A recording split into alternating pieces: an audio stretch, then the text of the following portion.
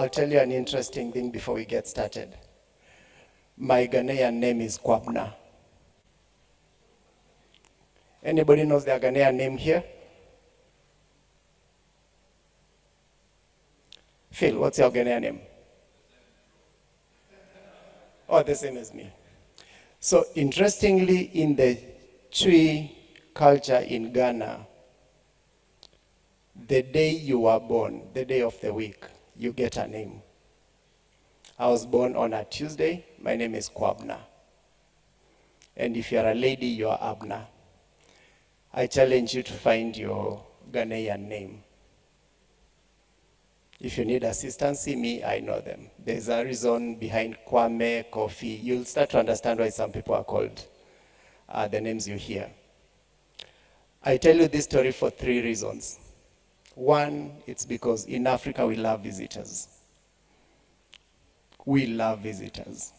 So it's always nice to show interest where you go and to learn about us. We feel very honored, and I challenge you to do that. Number 2, in Africa it's rude to get straight to business.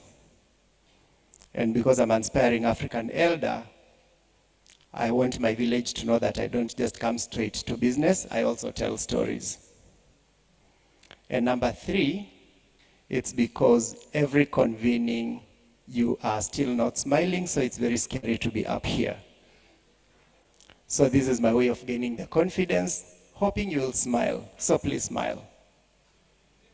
Aye. Okay, let's get down to business. I'll let Emeblo introduce himself. Thank you, Tulo. I'm honored to be a panel of 2. This is the only panel that has only the lead and a single person on the panel. There's a purpose. My name is Aimable Rukundo. I'm the Chief Digital Innovation at R-Switch. I'm honored to lead the project and the partnership at R-Switch. Okay, karibu sana. Sante. Now we're having this session because, as we all know, R-Switch went live earlier in the year. And we have many people here who are in that journey, hoping that at some point they're going to switch on and have their life transactions. And so we just want to understand, what is it like? What changes when you now have a life switch? How does your life change? What are the things you consider? What are some of the things you learn you could have done better? And yeah, so the last time we met, Aimable, it was the week you were going live. And I don't think you had slept for about 3 days. True. What was that time like, just before you went live and now you had your use case being used by the citizens of Rwanda?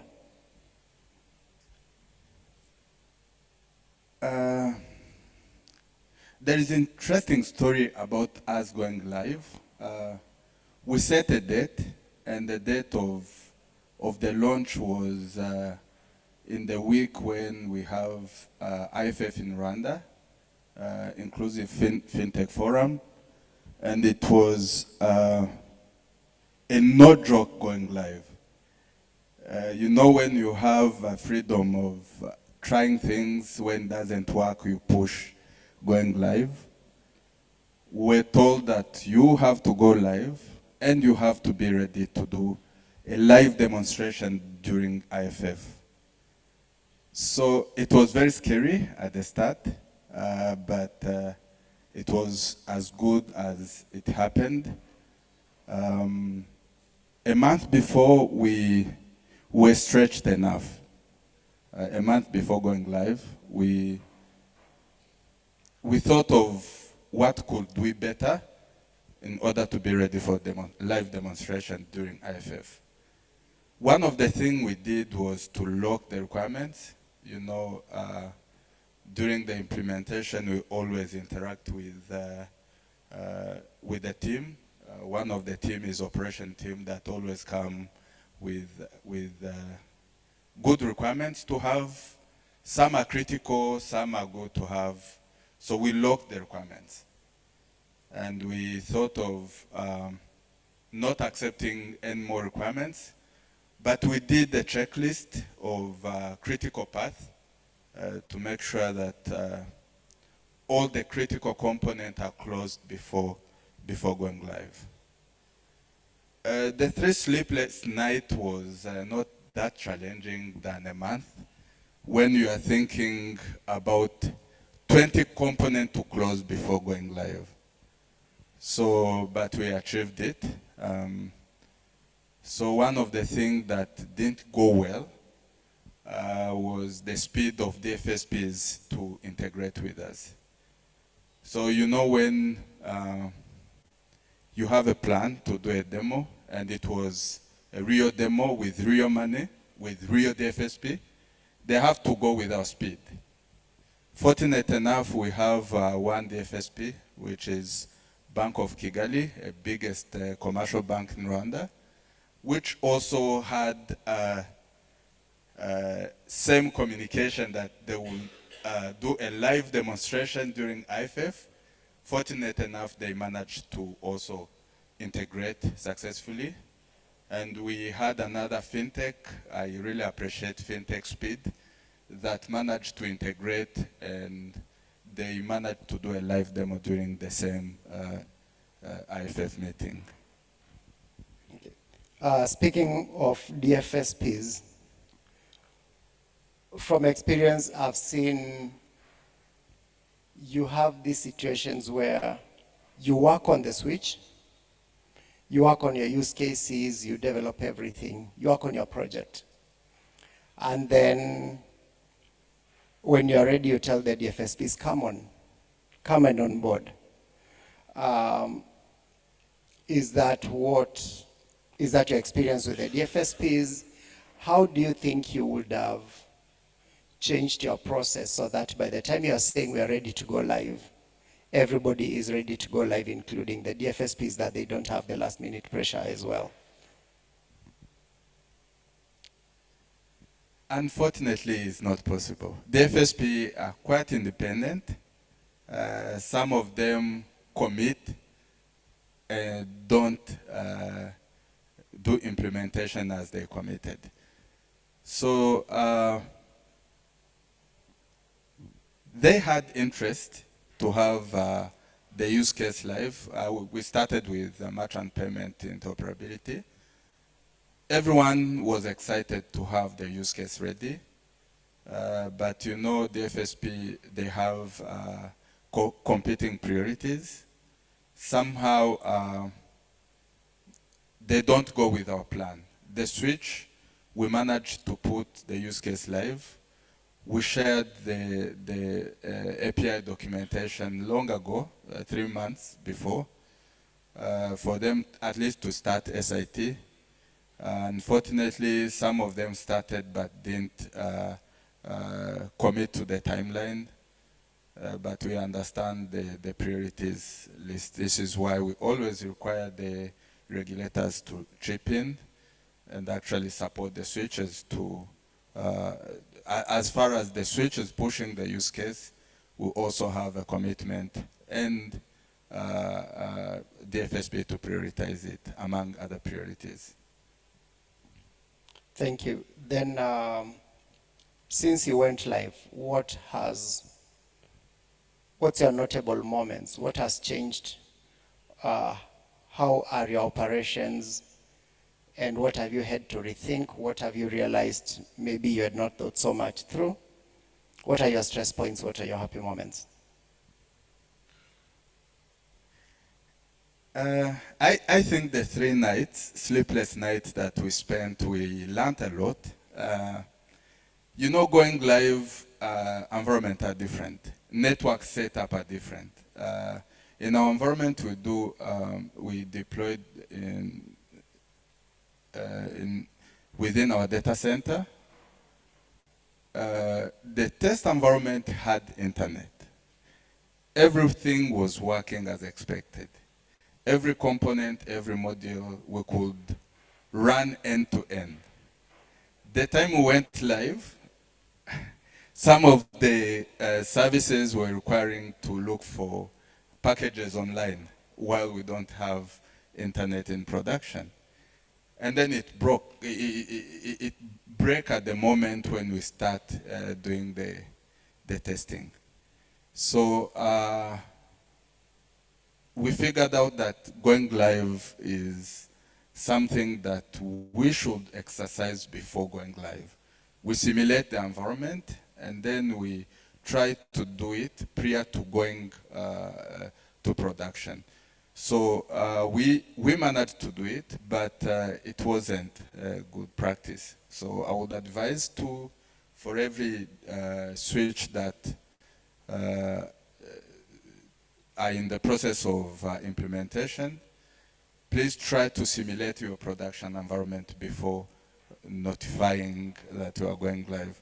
Otherwise, you will have hard time and it will definitely work, but with a delay. Something else we noticed while going live as we were running two switches. One is modular loop-based switch, another is proprietary switch that is running in production with P2P use case. So we ran into challenges. How would we do two settlement within the two switches? Well, it's both eCash, but we have to make sure the settlement doesn't break.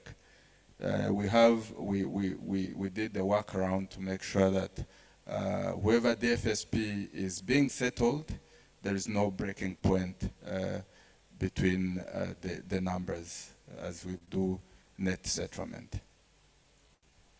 And your operational teams, the processes, are you relying on the same processes you had for the existing switch?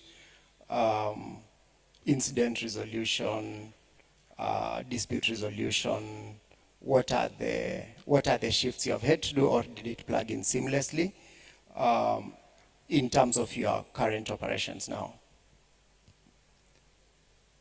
We were fortunate enough to build the switch with our operation team involved. They were with us from the start till the end. They were the one advising the requirements. So in the end, the product is their product. So for them, it was seamless. And I think they appreciated that we improved the switch that we had.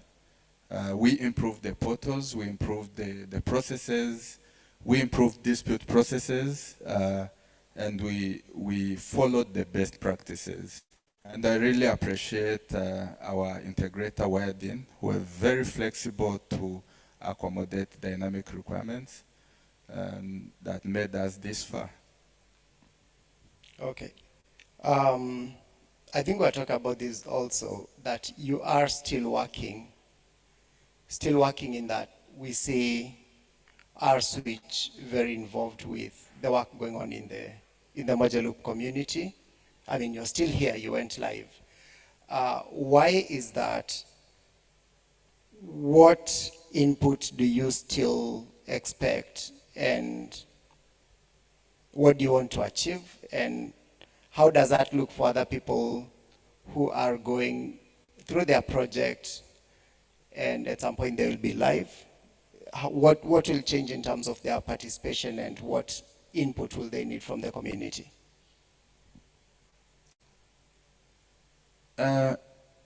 Initially, you know, every time when you start interacting with such big project, it was initially a challenge from our local team, from everyone. But I really appreciate the community, especially Sam and James Bush from Modular Loop, who had been really contributing to at least to understand the initial core switch. And to the community, I think we are really contributing. Some of my teammates are leading the work stream for implementation of dispute, and we are really giving back to the community and ready to give back the knowledge and learning curve that that took us the entire 1-year implementation. I think on behalf of the Mojalu Foundation and the community, we have a very good experience with R-Switch. I don't know how many prospective switches we have connected with R-Switch to just have conversations to learn from them. And so for that, thank you. I think you guys are always very open to share your experiences, to answer questions, and yeah, to just help others along the way. That's been very encouraging. What are your favorite moments? What are your regrets? What are the things that you could do better if you were to do this all over again? My favorite moment is when I saw the very first transaction. That was from my MTN wallet to BK Merchant, Bank of Kigali Merchant. That was 4 a.m. in the morning. I think I was waiting for that for quite long. So initially we were doing simulation of transactions, but it wasn't real money. Now I could see the switch processing the real money and the real output from end to end. That was my favorite moment.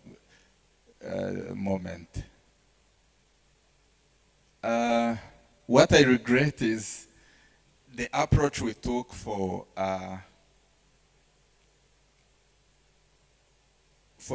the entire implementation. It took longer because we would have fixed the go live as it happened during last 2 months in Feb.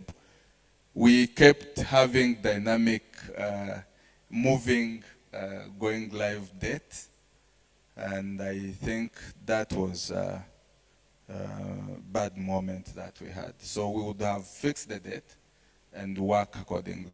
Would have been live some month ago, not in Feb. Because the switch was really ready from November, if I remember well, and we only go live in Feb. Yeah. Okay. All is well that ends well. Would like to take questions. We plan this so that anybody can actually have time to ask Aimably some questions. So, Simon, we're ready for questions. Feel free to. Mila has one.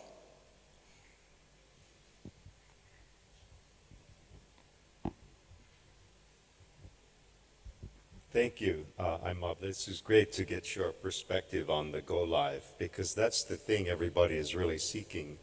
And I loved your last comment. You can go live if you wait until you're finally ready and then you finally turn it on, or you can say, no, we're going live on this date. And you told me yesterday, work back from that. What absolutely has to be done, and when does it have to be done on a day and a weekly basis, so that that go live date is basically a non-event. It's like, yep, we flipped it on today. But I think that's difficult to do, and I think some study for each of the programs, when you're 9 months away, it's much harder to see that, I think. So my question is really, where during the program process, the implementation process, would you then sort of shift your thinking into this go-live programming mode, which is different than the developmental mode? Maybe you could give us some, if you had to look back at your journey through this process, was there a point at which you would have said, it's now time to program for go live and change our thinking on this approach? Thank you, Mila. And I really appreciate your insight during the design.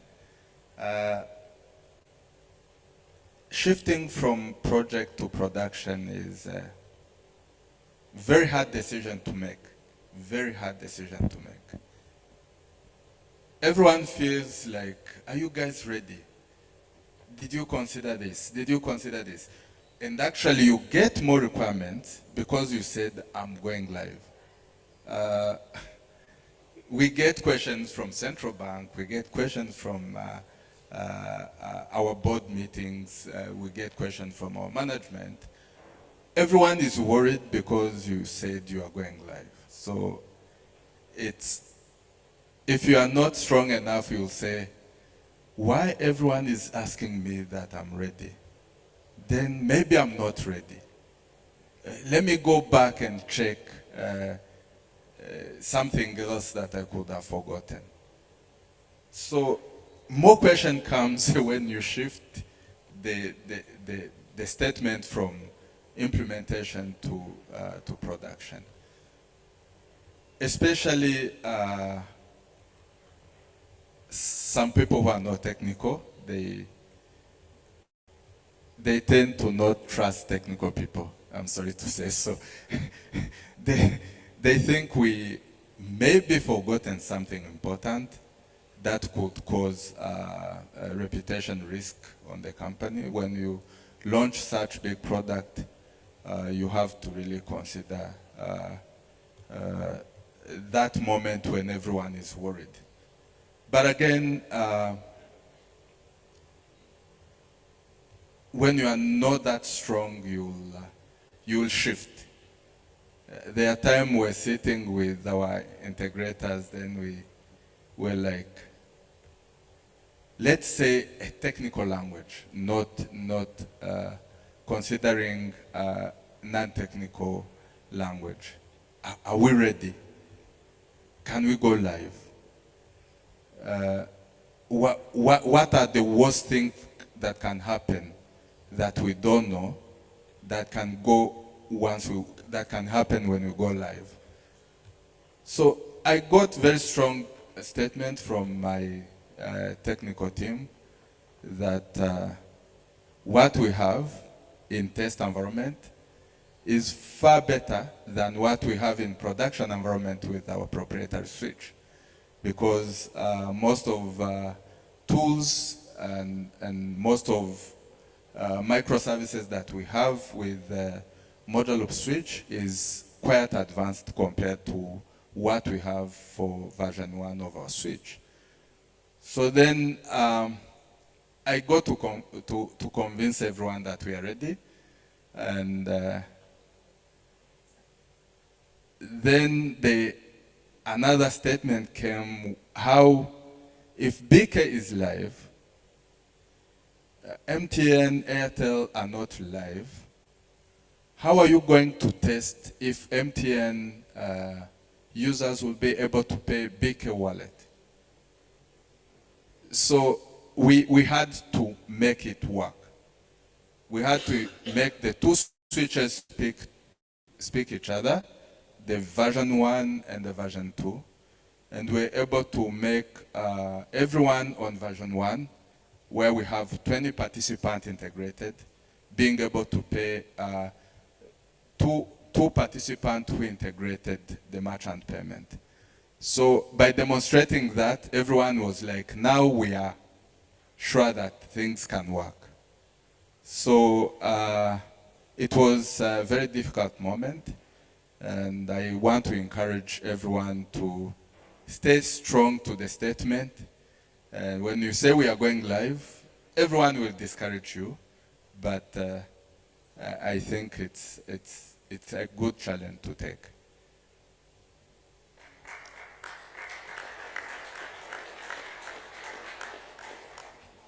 Other questions? Yes, one there.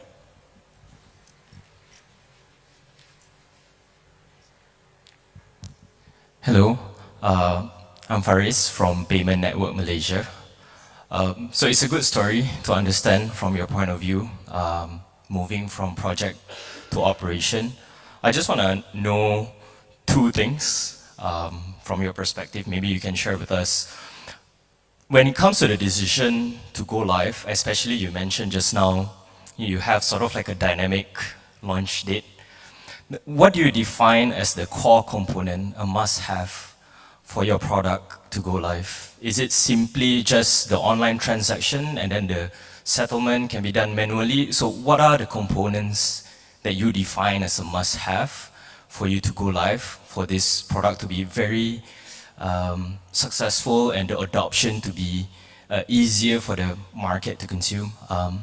And the second part of the question is that what's next now that you go live? Are you going to insert a new, beyond just expanding the adoption, are you going to improve new features such as, online refund and things like that? So maybe you can share these insights to us. Thank you.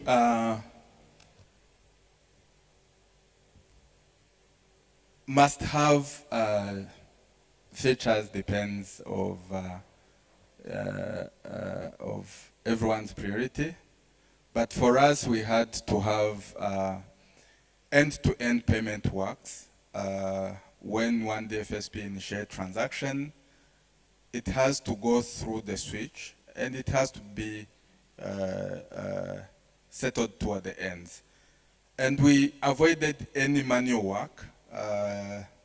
We had to make sure the settlement works dynamic, like from initiation of the transaction to the completion of the transaction to the closing of the window of settlement and then to the settlement to the central bank. So all the components had to work. And actually, on top of that, we simulated the performance of the switch. You know, Model Loop Switch has quite a number of microservices that each and every microservice has to respond on time. I remember when we set the tolerance time to 1 second, every transaction that takes more than 1 second on the switch gets dropped. And then we simulated to see if the switch can actually accommodate the heavy good number of transactions. We started with 100 transactions per second, then we moved to 200 transactions per second, and with very low tolerance rates. So that is when we know this microservice requires more memory or more specification of the server. Then we extend the servers according to where we see the more load is taking longer. So we, as a must-have, you have to make sure end-to-end transaction is working. Second, you have to know to make sure the settlement is automated, not manual. And third, for us, we also had a challenge when the FSP were not doing reconciliation. Because most of the FSP are doing manual reconciliation, it became a challenge. It took longer for them to do reconciliation. Then we developed a module that will help them to automate reconciliation, where they only take a file from the core banking system, upload it to the switch, and the switch will match the transaction and be able to show them the mismatch, if any, both in number of transactions, both in the volume and value of each and every transaction that happens. Instead of taking 5 hours doing manual reconciliation, the system can help them to do 1 minute, matching, and you'll be able to see that actually reconciliation is matching. We don't have any mismatch within the previous day transactions. So on the next second question, we are now working to go live with Tazama, which is fraud monitoring. As we prepare to migrate our use case with high volume to the Model Loop Switch, we're required to first implement the fraud monitoring using Tazama, and we are planning to go live for the next month, and then we'll be able to migrate the existing use case to the new switch. So, and next, of course, we are going to implement more use cases using the implemented Rails. Thank you. Any other question? We have time for it. Yeah.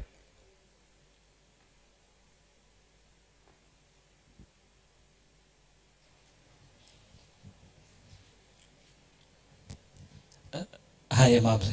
My name is Charles, and I'm from Access to Finance Rwanda, and I'm happy to work directly with ArrowSwitch on this project.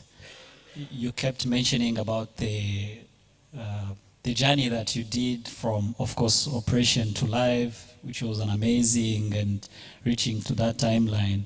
Probably what I was trying to understand from other markets, what could be the learning from what you worked together with the participants, the two that you mentioned, the one bank that you mentioned, what has been the challenges on their side that you think if someone could implement the same in other markets, that could be the things to make sure that they prepare the participants to be aware of. And in terms of other things outside the technology, the development of the technology, the community that was supporting, what do you think could be the key other element that supports you to make sure that the transition from operation to live are important and helps you throughout that journey? Thank you, Charles. I was to start thanking our partners, African Enda and AFR, to support us throughout this journey. We didn't take the switch as only technology. There are rules behind the switch that will be updated to make sure that we won't run into risks. And I really appreciate your support. So one out of technology, I think the FSPs,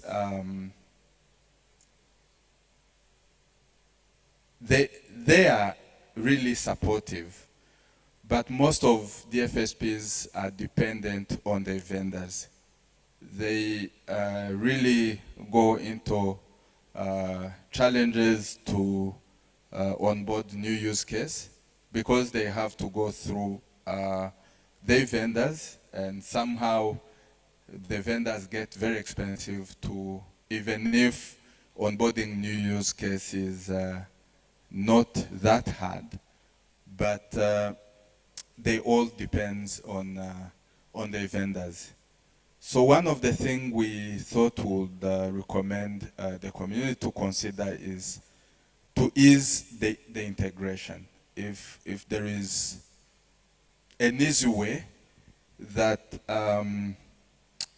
that the community can support the FSPs to integrate with the switch, would be seamless. If, for instance, if there is something that could facilitate them to fast track the integration without involving that heavy cost, will be amazing. Something else that I've learned from this journey is most of participants are looking for business case. What is in for us, before even starting the implementation. So I think for the community, you need also to think about the business case, especially the switches that are presented here. You have to have a strong business case and be able to demonstrate numbers and be able to demonstrate to the FSPs what are the benefits by integrating with the switch, and actually based on the numbers, how are they saving and how much they can get from integration with the new use case. That the business case had been a discussion, long discussion. Some of the FSP decided not to start implementation before they get the numbers. and the switch cannot get the numbers for them. So we had to work with them, and actually some are lagging behind because we couldn't find numbers to demonstrate the business case for some of those DFSPs. All right. Thank you so much. As we go, just one last brief question. Because we remember why we do this, it's really for the people in Rwanda, for the people in Liberia, for the man on the street. What has changed for them? What is the reception? How is it like? Just in our minute or two. For the real. I remember when we were at IFF, the day you went live, I drank a lot of coffee because Manzi was buying coffee for anybody who wanted just to see transactions going through, but he has worked on this for a long time. What is the experience? What's the reception? The reception is good. For instance, BK is not taking anything from merchants. The MDR is free.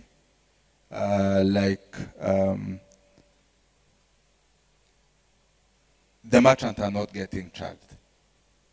And subsequently, I think it will contribute to the low cost of transaction from different FSPs because they are not getting charged. What it helps me as Rwandans is one of the things we achieved, the merchants get liquidity immediately. When Manzi buys you a coffee from the coffee shop, the guy who was selling coffee shop could go to the ATM of BK and withdraw the money that Manzi paid. That is not the case from the existing merchant payment markets. They were settled, if not 3 days, they go up to 1 week. So access to liquidity contributes much to the success of most of small merchants. And actually, you couldn't wait for your money to reach your account in 3 days because you have to run the operations. So everyone benefited in the end. Okay. Thank you so much. And again, congratulations, sir. You guys did an amazing job. Thank you. You're very good role models for the community here. Thank you so much.